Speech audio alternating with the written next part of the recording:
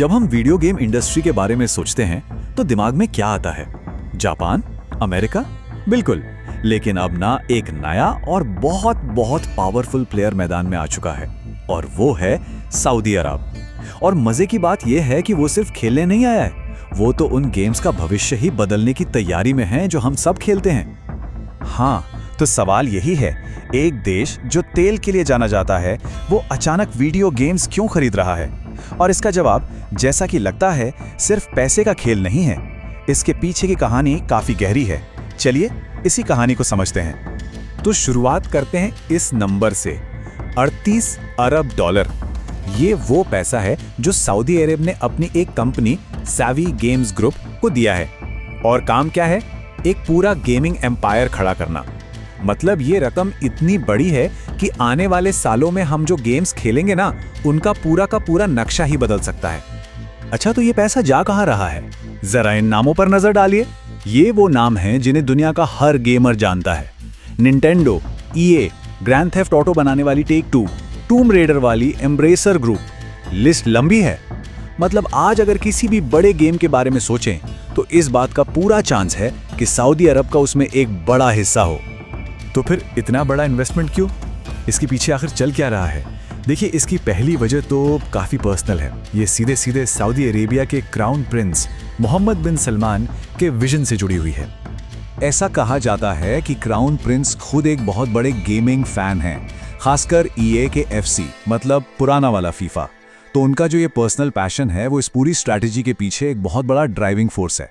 वो सिर्फ गेम्स खरीदना नहीं चाहते, उनका सपना है वीडियो गेम्स का एक डिज्नी बनाने का। अब सोचिए, अगर इस डिज्नी वाली बात को आगे बढ़ाएं तो अगर गेम्स फिल्में हैं तो फिर थीम पार्क क्या हुए? वेल, वो हैं ई स्पोर्ट्स, यानी प्रोफेशनल कॉम्पिटिटिव गेमिंग। ये लाइव इवेंट्स वाला मामला गेमिंग को एक बिल्कुल ही अलग लेवल पर ले जाता है। और आपको पता है, इस फील्ड में सऊदी अरब पहले से ही एक बहुत बड़ी ताकत बन चुका है। कुछ साल पहले उन्होंने 1.5 अरब डॉलर में ESL और फेसिट जैसे बड़े बड़े टूर्नामेंट ऑर्गेनाइजर्स को खरीद लिया था। और आज ग्लोबल ई स्पोर्ट्स इंडस्ट्री का लगभग 40% हिस्सा सऊदी अरब के कंट्रोल में है। इसका मतलब यह है कि जो बड़े बड़े ई स्पोर्ट्स टूर्नामेंट्स हम सब देखते हैं, फॉलो करते हैं, उनमें से एक बहुत बड़े हिस्से की कमान अब सऊदी अरब के हाथों में है। लेकिन रुकिए, ये कहानी सिर्फ क्राउन प्रिंस के शौक की नहीं है। इसके पीछे एक बहुत सोची समझी आर्थिक रणनीति भी काम कर रही है। ये जो पूरा इन्वेस्टमेंट है, ये विजन 2030 नाम के एक बहुत बड़े नेशनल प्लान का हिस्सा है। और इस प्लान का सीधा सा लक्ष्य है सऊदी अरब की इकोनॉमी को तेल पर डिपेंडेंट होने से बचाना, क्योंकि जाहिर है एक दिन तो तेल खत्म हो ही जाएगा। और इस नई इकोनॉमी में गेमिंग को एक बहुत जरूरी पिलर की तरह देखा जा रहा है। उनका टारगेट है साल 2030 तक अपने देश में गेमिंग इंडस्ट्री में 39,000 नई नौकरियां पैदा करना। ये एक बहुत ही एम्बिशियस गोल है, मानना पड़ेगा। और देखिए, इसके लिए सिर्फ पैसा ही नहीं लगाया जा रहा, बल्कि जमीनी स्तर पर भी काम हो रहा है। वहां की लोकल यूनिवर्सिटीज के साथ मिलकर, खासकर विमेन यूनिवर्सिटीज के साथ, अगली पीढ़ी के टैलेंट को गेम डिजाइन की ट्रेनिंग दी जा रही है। इसका मतलब पता है क्या है? कि गेमिंग की दुनिया में हमें बहुत जल्द मिडिल ईस्ट की नई कहानियां और नए नजरिए देखने को मिल सकते हैं। तो हमने पर्सनल वजह देखी, आर्थिक वजह देखी, लेकिन इस कहानी का एक और एंगल भी है, और वो है कल्चरल और जियोपॉलिटिकल असर, जिसे हम सॉफ्ट पावर कहते हैं।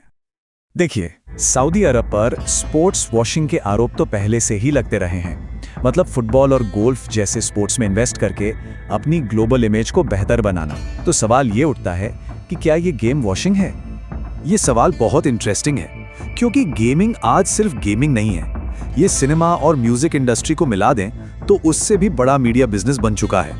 तो जाहिर सी बात है, जो भी इस इंडस्ट्री के इतने बड़े हिस्से को कंट्रोल करेगा, उसके पास जबरदस्त सॉफ्ट पावर तो होगी ही। और बात सिर्फ सॉफ्ट पावर की नहीं है, एक बहुत बड़ा मार्केट भी है जिसे अब तक काफी हद तक अनदेखा किया गया है। पूरी दुनिया में 33 करोड़ से ज्यादा अरबी बोलने वाले गेमर्स हैं। ये नंबर अमेरिका या वेस्टर्न यूरोप के गेमर्स से भी ज्यादा है। तो सऊदी अरब के लिए इस मार्केट के लिए कंटेंट बनाने का ये एक बहुत बड़ा मौका है। और ये सिर्फ लोकल मार्केट के लिए नहीं है। असली एम्बिशन तो ये है कि वीडियो गेम्स को एक टूल की तरह इस्तेमाल किया जाए, जिससे इस रीजन के कल्चर, यहाँ की कहानियों, यहाँ की लोक कथाओं को पूरी दुनिया तक पहुंचाया जा सके। बिल्कुल वैसे ही जैसे चीन ने किया है। ब्लैक मिथ वुकोंग जैसे गेम ने चीनी फोकलोर को ग्लोबल लेवल पर फेमस कर दिया है। ठीक है, तो ये सब तो हो गया, लेकिन सबसे बड़ा सवाल तो ये है कि इन सब का उन गेम्स पर क्या असर पड़ेगा जो हम सब खेलते हैं। क्या उनमें कोई बदलाव आने वाला है? इसका जवाब ढूंढने के लिए हम हॉलीवुड का एग्जाम्पल देख सकते हैं। जैसे जैसे चीन हॉलीवुड के लिए एक बड़ा मार्केट बना, स्टूडियोज उन टॉपिक्स पर फिल्में बनाने से कतराने लगे जो चीन में सेंसिटिव माने जाते हैं। तो क्या गेमिंग इंडस्ट्री में भी ऐसा ही होगा? क्या EA के द सिम्स जैसे गेम्स जहां LGBTQ+ रिप्रेजेंटेशन होता है, उस पर कोई असर पड़ेगा? देखिए, शायद ऐसा ना हो कि हमारे फेवरेट गेम्स रातों रात सऊदी बन जाएं, ऐसा नहीं होगा। लेकिन एक हल्का सा सऊदी एक्सेंट, एक हल्का सा असर हमें जरूर देखने को मिल सकता है। और सच कहूं तो इसके कुछ उदाहरण हमें अभी से दिखने लगे हैं। पहला एग्जाम्पल लेते हैं यूबीसॉफ्ट की मशहूर फ्रेंचाइजी असैसिन्स क्रीड का। हाल ही में अनाउंस किया गया कि गेम का अगला लेवल सऊदी अरब के एक ऐसे शहर में सेट होगा जिसे सऊदी सरकार एक बड़े टूरिस्ट डेस्टिनेशन की तरह प्रमोट कर रही है। इंटरेस्टिंग। दूसरा एग्जाम्पल तो और भी मजेदार है। एक जापानीज फाइटिंग गेम है फेटल फ्यूरी। इसके फैंस तब हैरान रह गए जब पता चला कि गेम का नया कैरेक्टर कोई और नहीं बल्कि फुटबॉलर क्रिस्टियानो रोनाल्डो होंगे। अब कनेक्शन समझिए, इस गेम को बनाने वाली कंपनी में मेजॉरिटी स्टेक एक सऊदी फाउंडेशन का है और रोनाल्डो वो सऊदी अरेबिया की उस फुटबॉल टीम के कप्तान हैं जिसे सऊदी पब्लिक इन्वेस्टमेंट फंड ही ओन करता है। सारे तार जुड़ रहे हैं। तो जैसे जैसे सऊदी अरब का असर बढ़ रहा है, हमें भविष्य में ऐसे और भी कई टाई-अप्स देखने को मिल सकते हैं। और ये सब हमें एक बहुत बड़े और ज़रूरी सवाल पर लाके छोड़ देता है कि जब गेमिंग किसी देश की सॉफ्ट पावर का एक जरिया बन जाए, तो वो कहानियां जो हम खेलते हैं, वो दुनियाएं जिनमें हम खो जाते हैं, उन्हें लिखने का, उन्हें आकार देने का हक आखिर किससे मिलता है?